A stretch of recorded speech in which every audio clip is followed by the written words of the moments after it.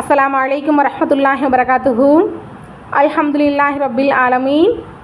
அல்லாஹும்ம ஸல்லி அலா சய்யிதினா முஹம்மதி வ அலா ஆலி சய்யிதினா முஹம்மதி வ பாரிக் வஸல்லிம். அன்புள்ளம் கொண்ட அல்லாஹ்வின் நல்லடியார்களே, இன்றைக்கான சிறப்பிற்குரிய பதிவில் நம்ம பார்க்க இருக்கிறது கடன் சுமை முற்றிலுமாக நீங்க குர்ஆனுடைய ஒரு அற்புதமான ஒரு வசனம், ஒரு ஆயத்தை பற்றி தான் இன்றைக்கி நம்ம பார்க்க போகிறோம். இன்றைக்கி நம்மள பல பேருக்கு இருக்கிற பெரிய பிரச்சனையே கடன் தான்.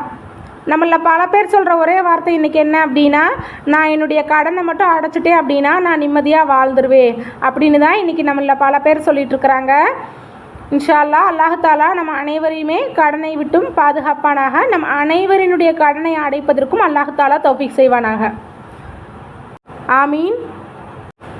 அது என்ன ஆயத்து அப்படின்னு பார்க்குறதுக்கு முன்னாடி கடனை பற்றி ஒரு சில ஹதீஸுகளை நம்ம தெரிஞ்சுக்கலாம்.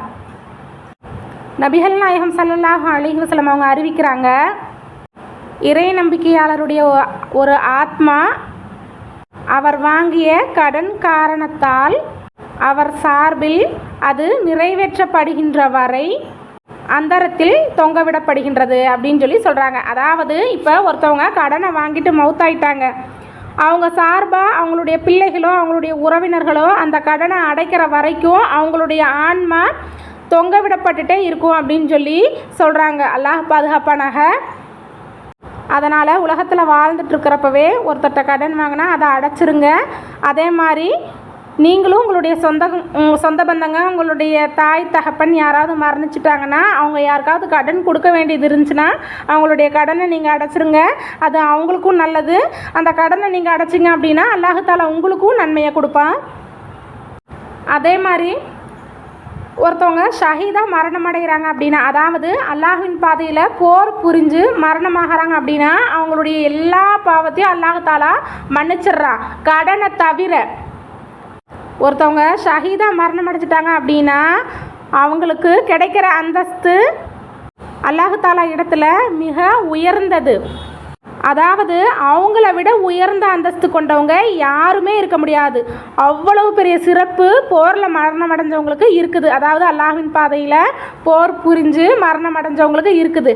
அவங்களுக்கே கடன் வாங்கினா அல்லாஹ் தாலா அந்த பாவத்தை மன்னிக்க மாட்டான்.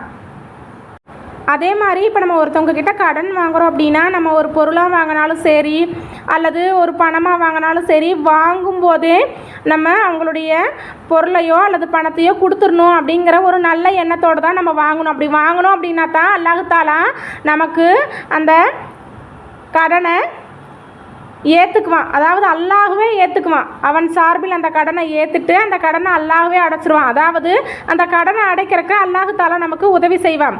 நம்ம மாறாக ஒருத்தவங்க கிட்ட கடனை வாங்குறப்போ, பொருளாவோ சரி பணமோ சரி கடனை வாங்குறப்போ அவங்கள ஏமாத்திடணும், இதை கொடுக்கவே கூடாது அப்படின்னு நினச்ச வாங்கணும் அப்படின்னா அல்லாஹ் தாலா நம்மளை அழிச்சிருவான். அல்லாஹ் நம்மளை பாதுகாப்பானாக. அதனால் மற்றவங்க கிட்ட கடன் வாங்கும்போது கொடுக்கணும் அப்படின்னு நினச்சி வாங்குங்க. அப்படி வாங்கினீங்கன்னா அப்படின்னா அல்லாஹ்வே நம்ம கூட துணையாக இருந்து அந்த கடனை அடைக்கிறதுக்கு உதவி செய்வான்.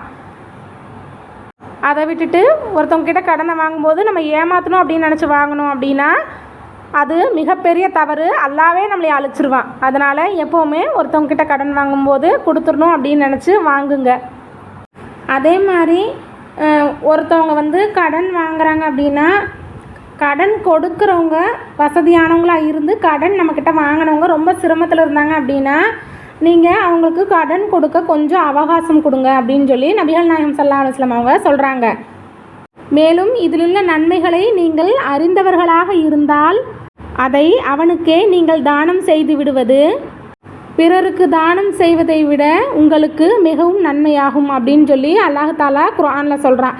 அதனால் ஒருத்தவங்க கடன் உங்ககிட்ட வாங்குறாங்க அப்படின்னா அவங்க சிரமத்தில் இருந்தால் நீங்கள் கொஞ்சம் அவகாசம் கொடுங்க. அவங்களால அந்த கடனை திருப்பி அடைக்கவே முடியலையா, நீங்கள் வசதியானவங்களாக இருக்கிறீங்களா, நீங்கள் அந்த கடனை அவங்கள்ட்ட நீங்கள் திருப்பி தர வேணாம், நீங்களே வச்சுக்கோங்க அப்படின்னு சொல்லி அவங்களுக்கு நீங்கள் உதவி செய்யுங்க. அது மிகப்பெரிய நன்மையாக உங்களுக்கு அல்லாஹ் தாலா கொடுப்பான். நீங்கள் அந்த கடனை அவங்களுக்கு தள்ளுபடி செஞ்சிட்டீங்க, அந்த கடனை நீ எனக்கு திருப்பி கொடுக்க வேணாம் அப்படின்னு சொல்லி நீங்கள் சொல்லிட்டீங்க அப்படின்னா நீங்கள் மற்றவங்களுக்கு தான தர்மம் செய்கிறத விட மிகப்பெரிய நன்மையாக அது இருக்கும் அப்படின்னு சொல்லி அல்லாஹ் தாலாவே சொல்கிறான். இப்போது நம்ம கடனில் இருந்து முற்றிலுமாக நீங்கள் அற்புதமான ஆயத்துகளை பார்க்கலாம். நம்ம இரவு தூங்க போகிறதுக்கு முன்னாடி நல்ல முறையில் ஒழு செஞ்சுட்டு குர்ஆனில் ஆயத்துல் குர்சி இருக்குது இல்லையா, அந்த ஆயத்துல் குர்சியை 170 தடவை ஓதணும். நம்ம இந்த ஆயத்துல் குர்சியை ஓதுறதுக்கு முன்னாடியும் சரி, ஓதுனதுக்கு பின்னாடியும் சரி சலவாத் ஓதிக்கணும் 11 தடவை. இந்த மாதிரி நம்ம தொடர்ந்து தினமும் இரவு தூங்க போகிறதுக்கு முன்னாடி 170 தடவை ஆயத்துல் குர்சியை சலவாத்தோட முன்பின் சலவாத்தோட தொடர்ந்து 40 நாள் ஓதிட்டே வந்தோம் அப்படின்னா இன்ஷா அல்லாஹ் அல்லாஹ் தஆலாவுடைய கிருபையால் நம்முடைய கடன்கள் நீங்கி நமக்கு நிம்மதியான வாழ்க்கை ஏற்படும். அது மட்டும் இல்லாமல் ஆயத்துல் குர்சிக்கு ஏராளமான பலன்கள் இருக்குது. அதனால் இந்த ஆயத்துல் குர்சியை அதிகமாக உங்களுடைய வாழ்க்கையில் ஓதிட்டே வாங்க. எனவே இன்ஷா அல்லாஹ் அல்லாஹ் தஆலா நம் அனைவரினுடைய கடனையும் அடைப்பதற்கு தௌஃபீக் செய்வானாக. மேலும் நாம் கடன் இல்லாமல் வாழ கிருபை செய்வானாக. மேலும் கடன் இல்லாமல் மரணிக்கக்கூடிய பாக்கியத்தை அல்லாஹ் தஆலா நம் அனைவருக்கும் வழங்குவானாக. ஆமீன். அல்ஹம்துலில்லாஹி ரப்பில் ஆலமீன். அல்லாஹும்ம ஸல்லி அலா சய்யிதினா முஹம்மதி வ அலா ஆலி சய்யிதினா முஹம்மதி வ பாரிக் வஸல்லிம். இந்த பதிவு உங்களுக்கு பிடிச்சிருந்துச்சு அப்படின்னா இந்த சேனலை லைக் பண்ணுங்கள், ஷேர் பண்ணுங்கள், சப்ஸ்கிரைப் பண்ணுங்கள். இந்த வீடியோவில் கருத்துக்களை கமெண்ட்டில் பதிவிடுங்க. அல்லாஹ் போதுமானவன். அஸ்ஸலாமு அலைக்கும் வரஹ்மத்துல்லாஹி வபரகாத்துஹு. அஸ்ஸலாமு